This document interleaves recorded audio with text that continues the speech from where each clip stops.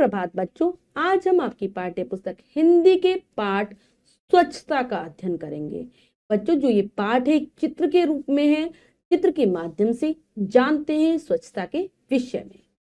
पाठ स्वच्छता। नीचे दिए गए चित्रों को ध्यान पूर्वक देखिए और बताइए कि ये चित्र क्या संदेश दे रहे हैं। तो चलिए चित्रों को देखते हैं। तो बच्चों, पहला जो चित्र है उसमें हम देख रहे हैं कि एक महिला अपने घर के छज्जे से बाहर कूड़ा फेंक रही है, जो कि गलत है। हमें सड़क पर ऐसे कूड़ा नहीं फेंकना चाहिए। इसके द्वारा बहुत सारी बीमारियां फैल सकती हैं। कूड़े में बहुत सारे कीटाणु होते हैं, गंदगी के अंश होते हैं, जो कि बीमारियां फैलाते हैं।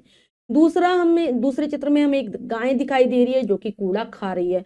उसके मुंह में एक पॉलिथीन है, पन्नी है, जिसको वो खाएगी और क्या होगा, खाने से बीमार हो जाएगी और उसके पेट में बहुत सारी बीमारियां हो सकती है, खराबी आ सकती है, वो मर भी सकती है। तो हमें सड़क के किनारे कभी ऐसे कहीं पर भी खुले में कूड़ा नहीं डालनी चाहिए, जिससे कि पशु उनको खाएं और बीमार हो जाएं।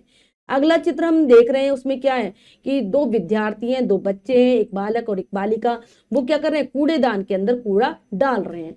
तो ये क्या है, ये हमें शिक्षा दे रहे हैं कि हमें हमेशा कूड़ा कूड़ेदान के अंदर ही डालना चाहिए। कभी भी कक्षा में इधर उधर कूड़ा नहीं फैलाना चाहिए, ना ही घर में इधर उधर फैलाना चाहिए, जिससे बीमारियां होती हैं। हमें साफ सफाई का ध्यान रखना चाहिए, स्वच्छता का ध्यान रखना चाहिए।